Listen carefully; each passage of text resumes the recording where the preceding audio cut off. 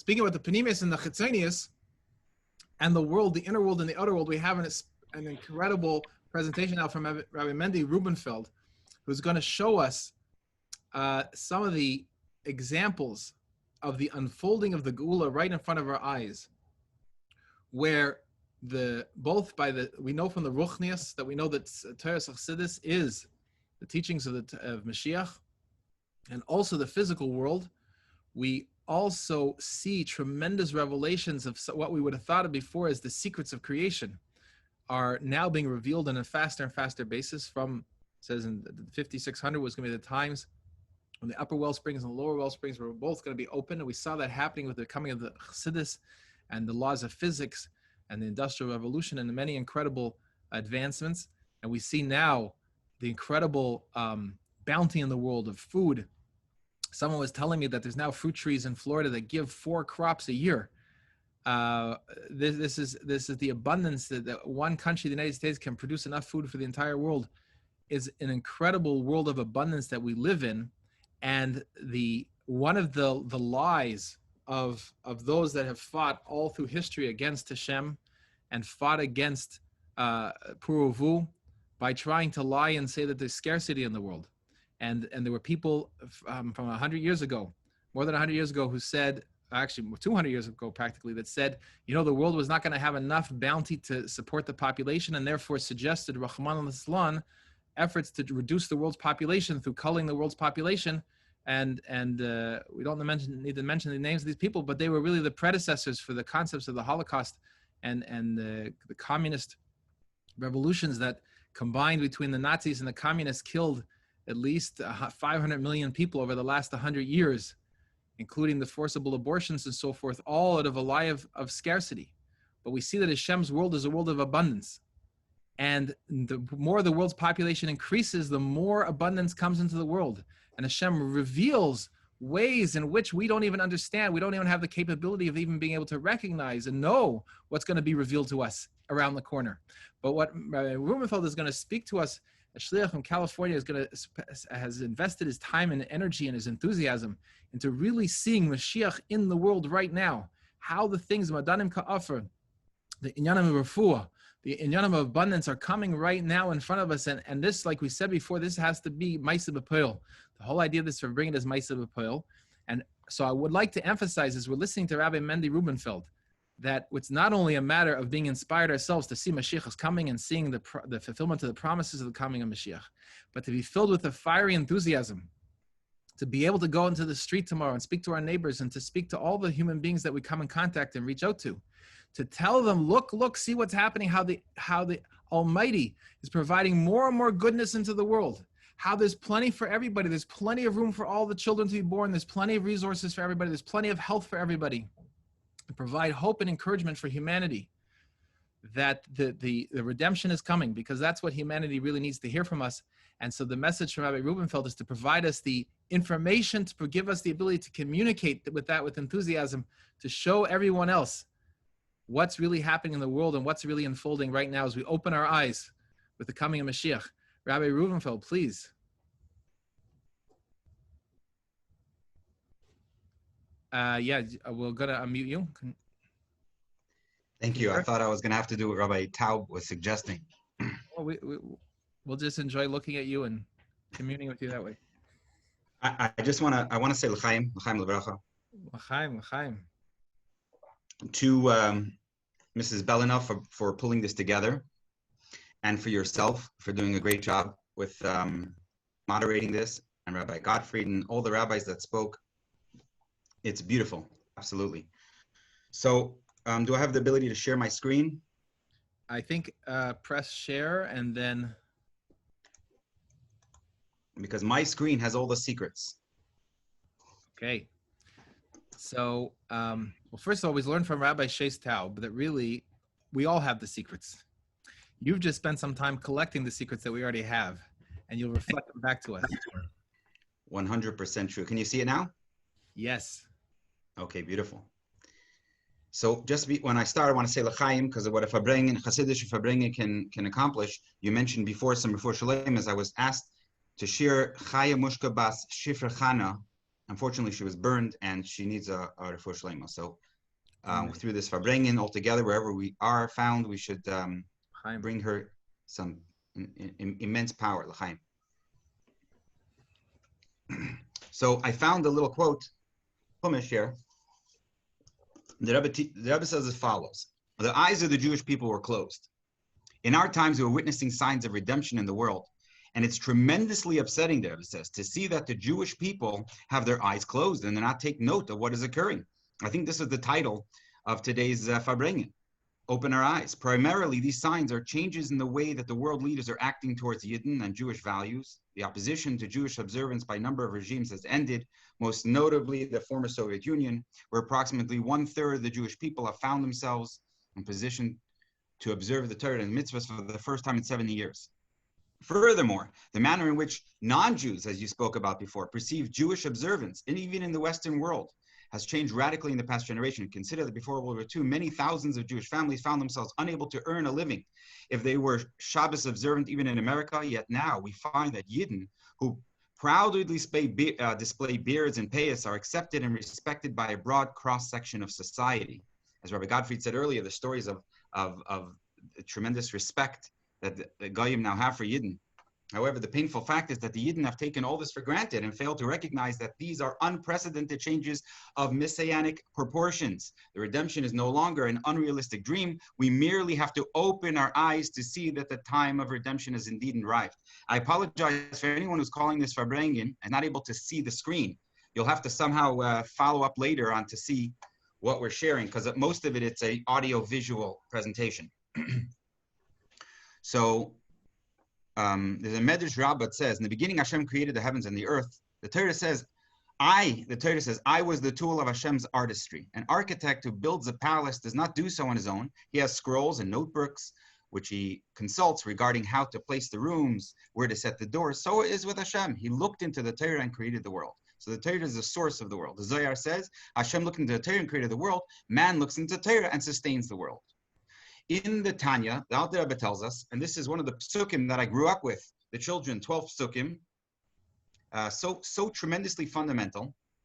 And, you know, when I was a kid, I did it because I wanted to get the candy or whatever the reward was. But afterwards, I came to look at this pasuk in a different way, in a new light, with new lenses, which is my goal tonight, to try to help everyone just see the same world in front of us with a new lens. So the Alter Rebbe says in Tanya, V'zeh kol ha'adam,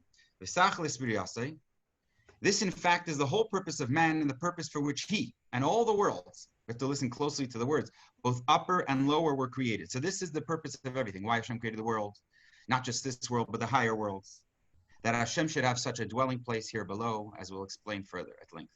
This is the point of everything. In Tanya, another place, the Alter Rebbe says, for this is the purpose of the progressive descent of the worlds. And it says the ultimate purpose of all the descents from level to level and world to world is this physical world. It is here that the Yid is able, through his divine service, to effect the subjugation of evil and the preeminence of light supplanting darkness. In other words, where is the game played? Where is the most important part? I mean, we know this. We hear this so many times, but the more you look in Chassidus, the more I look. I can't help it. Every time I pick up a sefer, I learn a shir with someone, it just jumps up at me. And that's what I'm really, it's kind of like, it's like an ability that we can all have, that we can share these exciting things with other people. All we have to do is get excited ourselves or put the lens on so we can see it. So let's look at these two more Maimarim. I'm going to show you some videos, which I think are the real thing that you might talk about tomorrow when you see your friend. I hope so, at least. You'll say, I saw something incredible, you have to see it. So the Rebbe says in a Maimer from Maim Rabbim, even though the soul gives life to the body, which implies that the soul is superior to the body, the spiritual source of the body is higher than the spiritual source of the soul. In a Maimer Kol Yisrael, I mean, that's a major statement, that the Ruchnius, that the Gashmius is higher than Ruchnius. Another Maimer in Kol Yisrael, although the physical world is lower than the godly soul, the creation of the physical world involves a greater concealment of godliness. The physical world has a higher spiritual source. While the godly soul comes from the lower world of Tikkun, the physical world comes from the higher world of Tayu. So I'm going to share with you a video, which I hope you enjoy as much as I enjoy seeing it. And for me, it's only like the 700th time, but it's so phenomenal. I'm going to show you pictures right now, a video of a school in Missouri, in Chesterfield, Missouri. My brother's a shliach. I spent Pesach there with my whole family a couple of years ago. And this school, this yeshiva, where we spent Pesach, used to be a school for the deaf.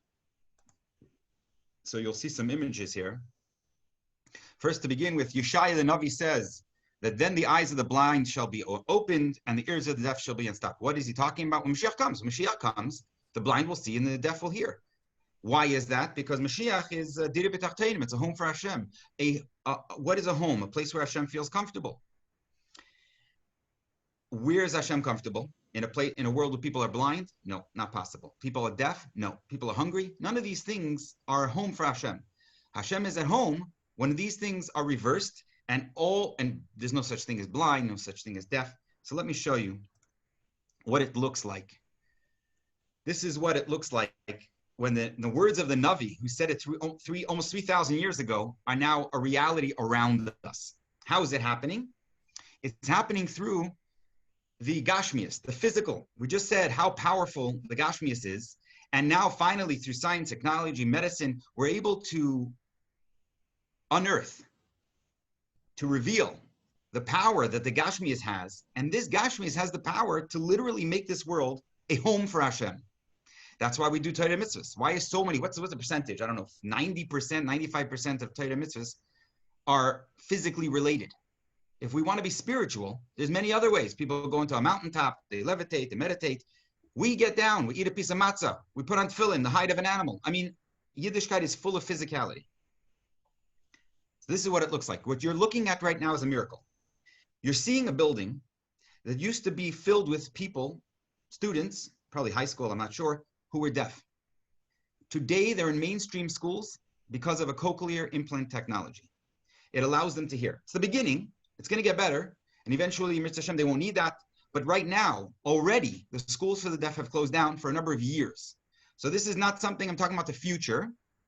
This is the present happening right now. His central vision is completely gone. But that's about to change at Oxford's John Radcliffe Hospital. But this will be a world first. Never before has a robot been used to operate inside the eye. Inside, it removes a membrane just 1/100 of a millimeter thick, shown in blue, which is covering the retina, allowing the hole in the retina to close. So just pause for a second. Can you see the screen well? Someone sent me a message. Okay, good. Baruch Hashem. I got the message that things are good. So what you're looking at right now is an artificial intelligent robotic arm, which has been developed to allow doctors who have very shaky hands. And when I'm talking shaky, I'm saying very steady hands are considered shaky when it comes to 1/100 of a millimeter. You couldn't possibly do the surgery earlier. It's impossible. You can't get into something so small. And now, through this technology, through the actions and the advances of human beings in Gashmias, uncovering something, we're able to do something incredible. Just a few days later, and the results are clear. I can see it's 22 minutes past 9. So if you notice that video, I try to stop it in time. That man who just got vision, who was going blind, and this is the #1 cause of blindness for sighted people who are born sighted in the world. He's a priest. He was wearing this priest thing. And many times I show it to Jewish audiences and feel a little comfortable that this is my man that I'm showing, until I got a call from the local, this connects to what you're saying about Sheva Mitzvos. I got a call from the local high school in town, and it's a Catholic high school, and they asked me to come down to present Yiddishkeit. I showed them this video, and for the first time I was able to say, look, that's a priest right there. And it was phenomenal to see how this classroom full of these well-respected, greatly, these children, these teenagers and their teacher were so receptive to the message of Torah. It was something special. It's Mashiach's times, that's for sure. So look at this. We saw schools for the deaf closed down. We see blind people by the millions are able to get their sight back right now. Hey, hi. Hi, hello. The brains behind some of the biggest innovations in legs, MIT's Director of Biomechatronics, Hugh Hare. Oh, wow. So this is where we do the human testing on the ankle. Hugh's invented a new generation of bionic ankles with the help of military funding. Jen here has... I just like to point out, when she says in passing, with the help of military funding, it's as if, yeah, it's just a thing. For us, it's not a thing. We're talking about funds that were going to war, now helping people walk. There's another one of the Nevuos coming true. A pad that's communicating wirelessly, of course, to the bionic ankle. She's tuning various parameters. The timing of the ankle thrust is very, very important to walking efficiency. I mean, just by looking at it from here, I mean, if he was wearing long trousers, you wouldn't realize that he's wearing an artificial leg, would you? Right. Just like you don't realize I'm wearing two right now. Wow. Let me show you. Oh, wow, this is amazing. So fully articulating ankle. So it adapts. I can walk slowly. I can suddenly accelerate out. Stop immediately. The ankle has no idea what I'm doing. Then how does it know when it's supposed to give power and when It's not? just responding to my body. So you see the pasuk says, the lame shall leap like a hart. So watch him very closely, and you determine whether or not this guy's leaping or is he walking. The ankle has no idea that I'm going up steps or going down, but it responds appropriately. That is absolutely amazing. So you see, he jumped up those stairs, and you've seen maybe in the Olympics they have people who have no legs and running faster than those who have legs. There's many examples of this. This is just a little taste. I'm just showing you a sliver of what's actually happening. What I would hope you would do is research this further, or at least contact me afterwards and say, give me some more examples, because they're almost endless. So there's another, we talk about Chaim Nitzchim, or Bila Mavis Lanetzach, or Immortality. You have this guy, Aubrey de Grey. I think he's the only scientist that has a longer beard than I do, and that's obviously why I chose him. And he talks about a roadmap to end aging. So without aging, this is the same thing as the Torah talks about. We have this fellow, this author of a very famous book, sometimes infamous recently, Mark Zuckerberg, Facebook. He asks a question that is only describable as Mashiach's terms. Can we cure all diseases in our children's lifetimes? This was said in 2016, September 21st. This is not normal talk. You must remember that, because there was a time when, if anyone said that, when I went to Mitzrayim as a bacher in Crown Heights, I went to Manhattan, I would tell somebody, you know, Mashiach comes, people are not going to have any illness and they're not going to die. And they rolled their eyes at me. They say, oh, this yeshiva boy, it's sad that he believes these things.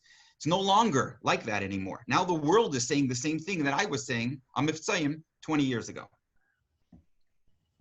This is an incredible thing you should research. It's called CRISPR, Cas9. This is incredible technology, allows us to manipulate the gene, a DNA strand. This is unbelievable. What we can do already, and what we're, Hashem will be able to do very soon, is phenomenal. And because of that, we're having articles like this. If you're alive in 30 years, it's likely you'll be alive in 1,000 years. And then at the bottom, I love this. It says, stand together against aging and death. Chaim. I mean, who talks like this? This is like, you can't make the... That's what L'chaim is about. We already know this. If we say L'chaim, we can extend their lives. L'chaim. Exactly. So just a few more points I want to show you here quickly before we run out of time. First of all, we have to establish something. Yes. There's plenty of time. Beautiful. There's always enough time. There's always enough love, and there's always enough money. And if we can inculcate that in ourselves and actually know there's plenty of time, there's plenty of love, and there's plenty of money, then we have everything we need. So while I'm sure at some point people want to go to sleep, but we should do it even if we're watching the clock, but not because of a sense that there's not enough. There's enough. Enough to say everything you need to say right now is plenty for that. Abundance. That's coming up soon. Abundance. There's an abundance of time as well. That's right. So look at the screen. I mean, this is like 2030 hospitals may be a thing of the past. Now, most people look at this, I think, and they say it's not correct. It can't be. 2030, no hospitals. It doesn't make any sense. What about car accidents? What about this? So for me to really go into this, I just need 2 hours, but I'm not going to do it now, to describe how this really does make sense. And when you look into it, you read some of the articles and things, it actually does make sense. Elon Musk discussed autonomous vehicles coming out very, very soon. Full autonomy, level 5 autonomy. This means the cars can drive themselves. 95% less accidents. So many of what's going on in hospitals are accidents. And this is just one example of many. So it's really reason to get excited. Now, the Rambam says, we just finished the Rambam. Steve Pinker has showed us that. Let's see if I can go back. Okay. I can't miss this. The Rambam says like this. In that era, this is the end of the Rambam. He finishes with the most important part. There will be neither famine or war, envy or competition, for goodwill, flow, and abundance. You spoke about this earlier. We were talking about abundance, and all the delights will be freely available as dust. I'm going to give you a few examples right now. This gentleman here, he's Greek, and he wears very nice leather pants. You'll see in a second. And I'm pretty sure he's never learned the Rambam. He may have been to Maimonides Hospital, but that's about as close as he ever got to the Rambam. And yet, he's saying the same words as the Rambam, but not because he learned the Rambam. That's the whole point. I don't want it to come from the fact that he learned the Rambam, he's a scholar. I want it to come from the fact that he's looking at the world. He's just an observer of our world. And he's realizing this reality. So pay attention. Steve Pinker has showed us that, in fact, we're living during the most peaceful time ever in human history, to a point that we have the potential in the next 3 decades to create a world of abundance. We truly are living in an extraordinary time. Ladies and gentlemen, what gives me tremendous confidence in the future is the fact that we are now more empowered as individuals to take on the grand challenges of this planet. We are living into an extraordinary decades ahead. Thank you. If you didn't know that he was giving a TED Talk, you might think he's a Chabad rabbi in some Chabad house. So there's many different examples of this. There's a little video here of Laila Kayem Yer, the night shall shine as the day. I'll just show you a little bit of it because I've so many little things I'd love to show you. This picture you're seeing, it looks like it's during the day, but in fact, it's the middle of the night. You'll get the stars.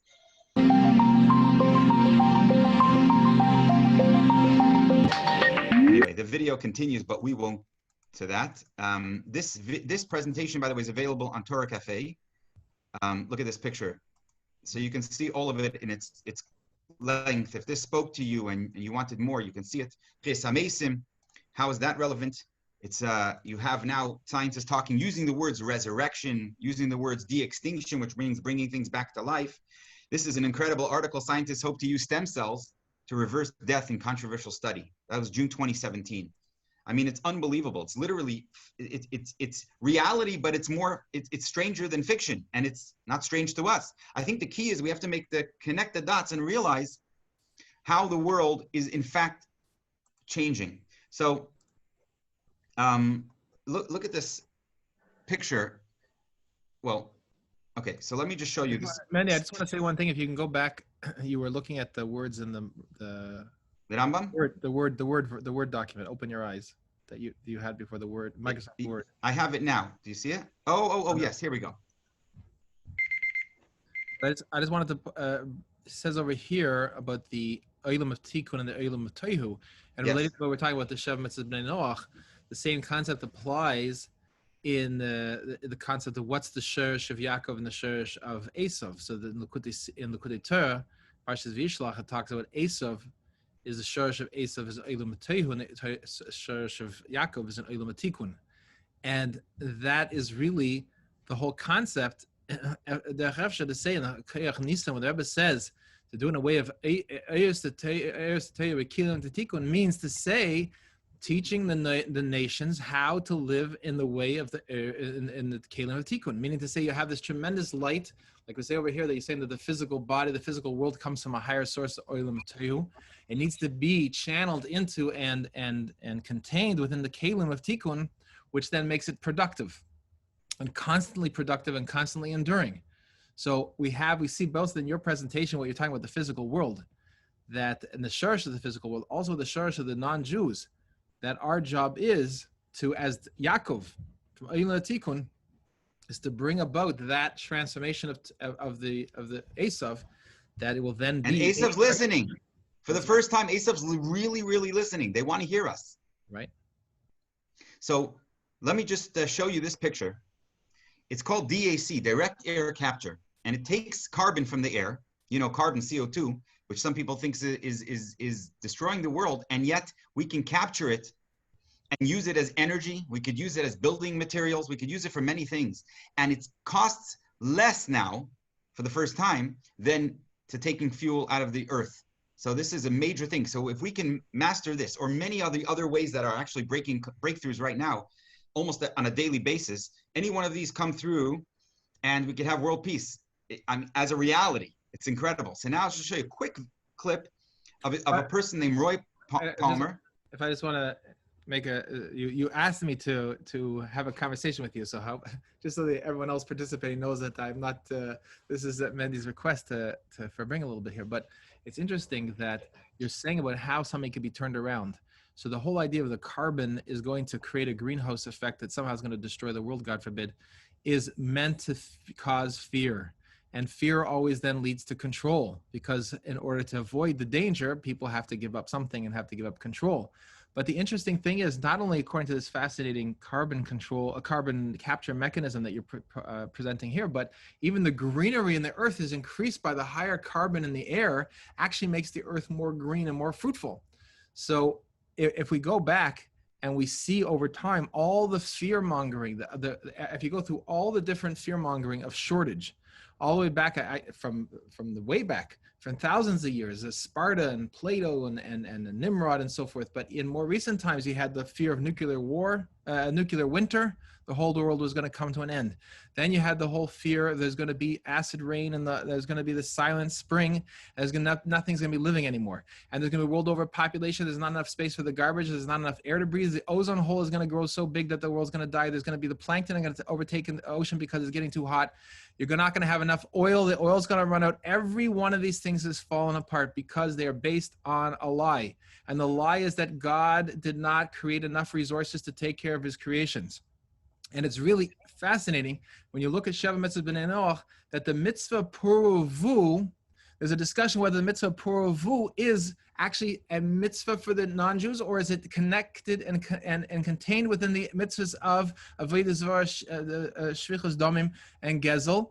And why would it be connected to Avodah Zarah? Because by having a child, you are proving your bitachon, your belief that the Eibishter will provide for this child that's coming into the world. And it's the lie of those that war against Hashem to say that there's not enough, and therefore try to convince people that there's not enough health, there's not enough beauty, there's not enough money, there's not enough money for college. All these are lies to make a war against bringing more children into the world.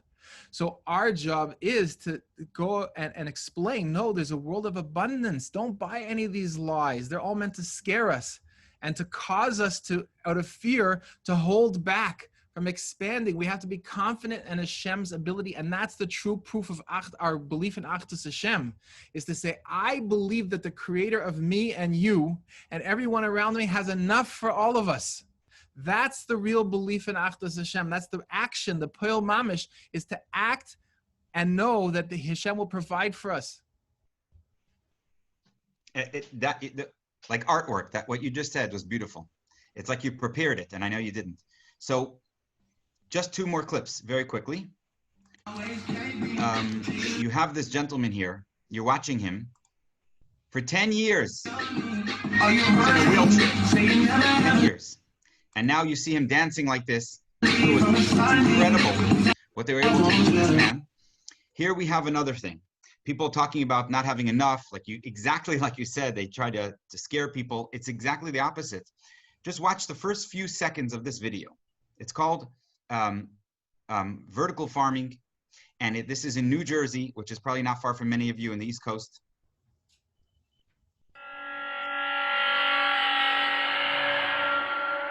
You can't see it on the outside, but this old industrial neighborhood is an agricultural oasis. Inside this former laser tag arena, about 250 kinds of leafy greens are growing in huge quantities to be sold to local supermarkets and restaurants. This is Aero Farms, a massive indoor vertical farm in Newark, New Jersey. Our mission is to build farms in cities all over the world so people have access to fresh, great tasting, highly nutritious so here I am, I live in food. the West Coast, and we can grow things most of the year because it's warm, but in New Jersey, you can't. You can't grow these things in the winter, and conditions have to be perfect. You can grow, look what it says, 95% less water than typical fields. You can grow this indoors. I believe in the near future, everyone's going to have one of these in their home. You're going to want food. You're going to want a salad. You're going to order the parts of your salad from a little room that's completely organized and run by a computer. It's going to cost a fraction to actually grow these things. The computer will do it all for us. And if you want a salad, you cut it off and you eat it. You'll have it right there in your home. This is a reality. This is a reality today. And just think about where we're heading at an exponential rate. So I just want to conclude this little part of the Farbrengen with a couple of ideas and how do we bring this down. You just saw amazing things. You saw so many, and this is just a fraction of it. I must repeat myself, but you saw so many of these things that the Torah talks about. It's going to happen when Mashiach comes, and they're reality now. They are happening right now, and it's explosive. If you follow, it's almost hard to follow because there's so many things going on. I get an email from Israel every 2 weeks, 50 different wonderful things that come out of Israel. Breakthroughs. It's phenomenal. So Hashgacha Pratis dictates that everything that happens for a reason. Chassidus pinpoints a more specific reason of preparing the world to be a dir betachtenim, a home for Hashem. What does it mean, a dir betachtenim? A home. It's a place where Hashem is comfortable. A comfortable place is where, just like when you're home, you burp. If you're in your room by yourself, you don't have to say excuse me, because you're perfectly comfortable there. A place where Hashem is at home is a place where Hashem is comfortable, where He is most Himself. So my challenge is, take the challenge to think about and learn about Mashiach. Actively expect Mashiach to come because it truly is happening. You see it. I just showed you. The only question is how fast, and that has to be up to us because we're not bystanders. We are the actors, the main part of the show, and we have to act like it. Hashem gave us the power, the koyach, to change the world. When we do something, a mitzvah, whatever it is, every single thing, we all know this, we're impacting what information is allowed so that in a science laboratory, they can make a breakthrough that will change the world. It's clear. We see it. All the years that we're doing Torah mitzvahs, this is not for naught, and it's not only something that's going to happen in the future, but Mashiach is something that's happening right now, and we are the players. So it's an amazing power that we have to change the world. So I wish everyone Hatzlacha and Mashiach now. Man, that is so beautiful, and it's so beautiful what you're saying, and we have to remember that it's not the scientists who are the change agents over here. We, you and me and everyone on this Farbrengen, we are the change agents. Because it's only because we move forward with bitachon that then forces to be revealed in the world the goodness. So, for example, we're talking before about the population issues. So when Thomas Malthus wrote in the 1820s that there's not going to be enough world population, if people had listened to him and stopped having children, we would never have had the advancements in the ability to produce food. Only because we went ahead. We have to always be ahead of the curve. We have to be moving into the bitachon, taking the action. We're the change agents. Then Hashem reveals it in the world, because then someone has to think, well, how do we meet this new demand? How do we come up with a solution for this? We're the ones who are doing it by having more children, by bringing more people into the world. We force these things to happen and to be revealed. And that's why we have to look at what's going on around us right now, because how did they get the rabbis to close the shuls? Even before any governor's orders, they did that by coming to the rabbis and saying, there's a shortage of ventilators. There's not going to be enough room in the ICUs. All shortage. They came to convince them to give up on chadarim and yeshivas and schools and shuls on the basis of a fear of shortage. And we need to have the bitachon that if we continue to do what's right, Hashem will fill whatever imaginary gap there is. There'll be enough health. We'll come up with better ways to provide health for people in the hospital. It turns out that there's already existing in the world solutions that would prevent people from even needing to be admitted to hospitals. It turns out that there's ways that people could be taking measures in advance that they would not even need to go near even a doctor's office. And that we would, when we live with bitachon, we'll find out there's much, much better solutions. And the Eibishter will reveal that for us. And we're talking about, you're saying so beautifully, Mendy, we want Mashiach now. We want Mashiach so badly. We're not willing to give up on receiving directly from Hashem. We're not willing to make these any scientist the new high priest. We're not willing to make the doctors the new high priest to determine what we are supposed to do as living human beings. As living human beings, we're meant to be living human beings. And Hashem will make, when we live in that way of betochen and that faith, and we continue to go ahead, just like when we continue to have children, even though all the experts, all the psychologists say, and now people are saying, one of the world famous people that's speaking out about all his goals and aspirations in terms of the current crisis, he's saying, and it's on record, he said this, that smaller families are healthier than big families. He's advocating around the world smaller families.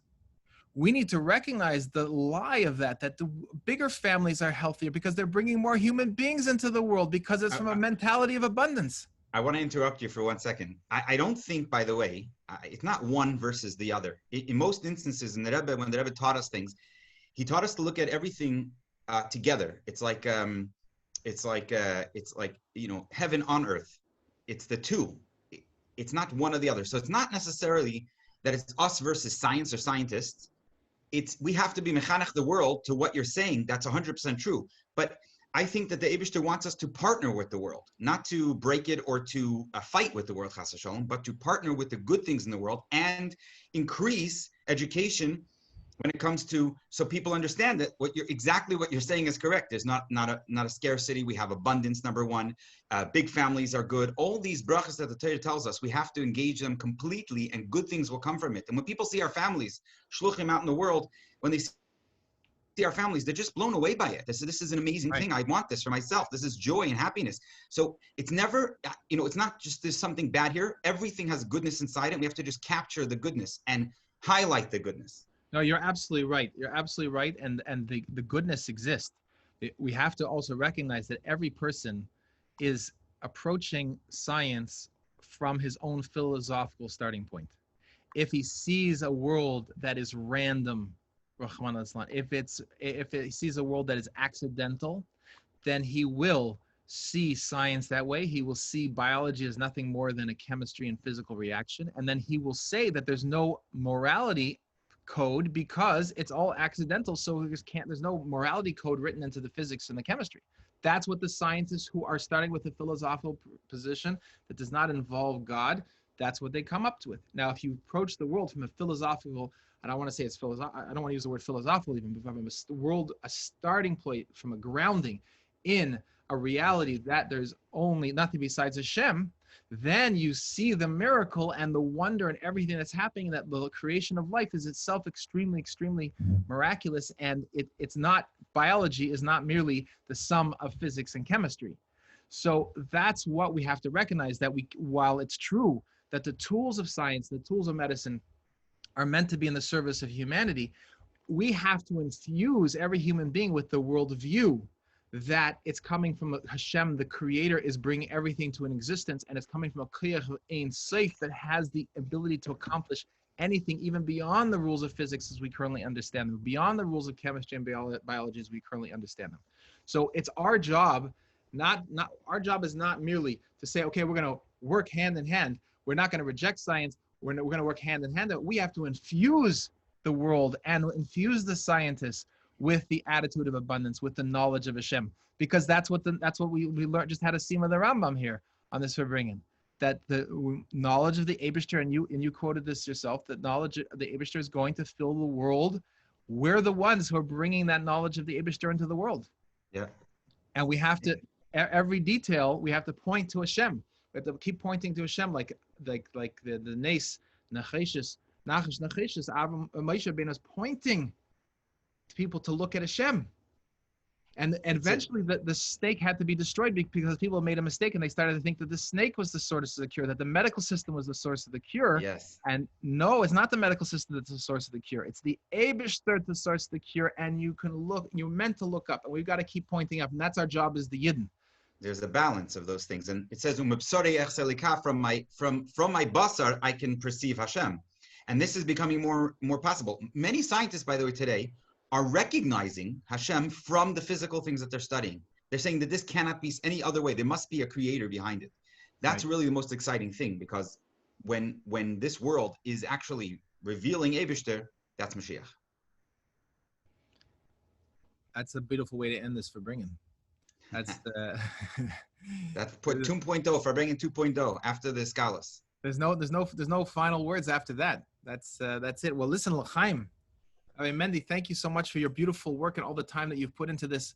And L'chaim to everyone that's on this Farbrengen and has been on this Farbrengen. And the Mitzvah Shem recording is going to be available. It's on YouTube, and once it finishes processing, whatever, it'll be available. And the Mitzvah Shem, everyone will get a chance to listen to it. But I think that like we started with the concept of Ma'aseh B'Poel, both like Rabbi Mendy said, make sure that you follow your inspiration and look into these things more. He gave us a few leads to, someone's asking me here, Mendy, if you want to provide, please, your email address if you want me to text it. If you want to text it to me, I can text it to everybody here in the chat. Maybe that's the best thing, so that you don't have it all over the internet in the recording. So if you could just use the Zoom chat, send it to me, and then I'll pass that on.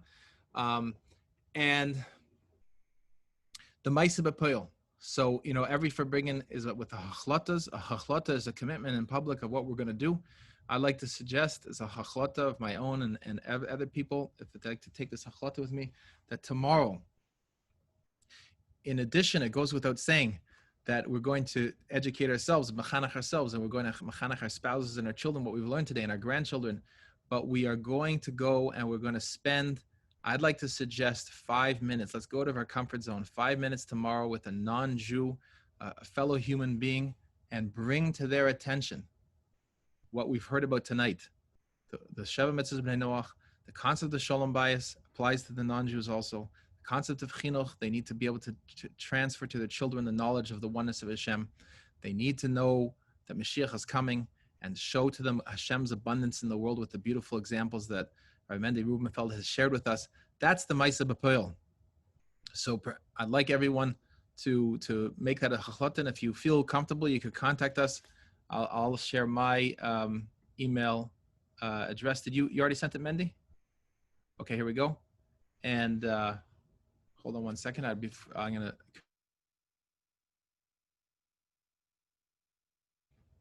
I'm gonna just copy that, and maybe I'll just. Okay. I'm just gonna share now Rabbi Rubenfeld's email address with everyone, and I think you went back to the screen sharing.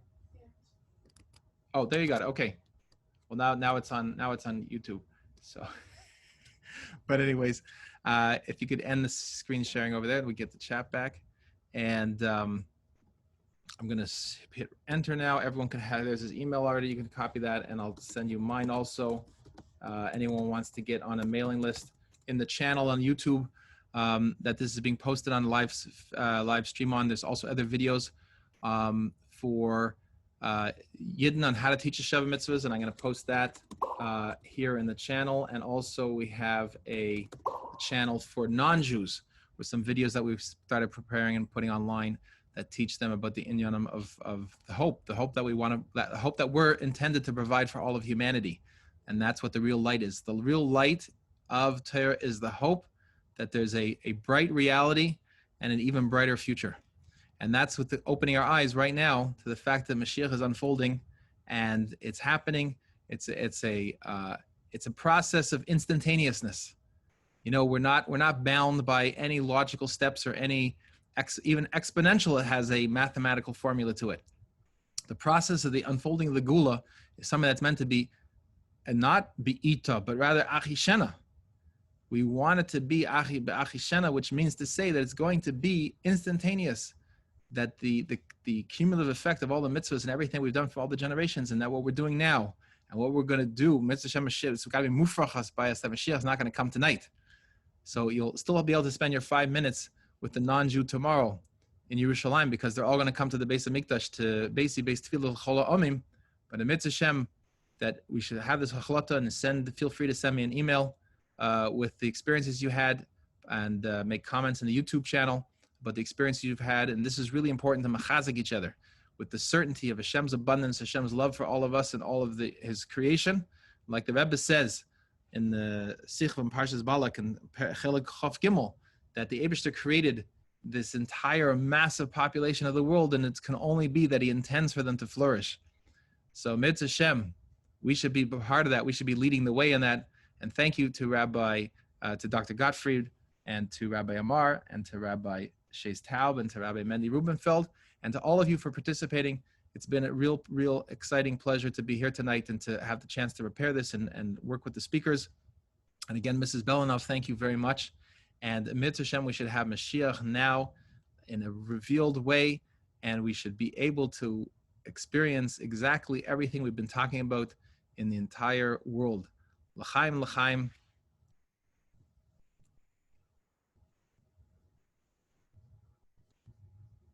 Have a good evening.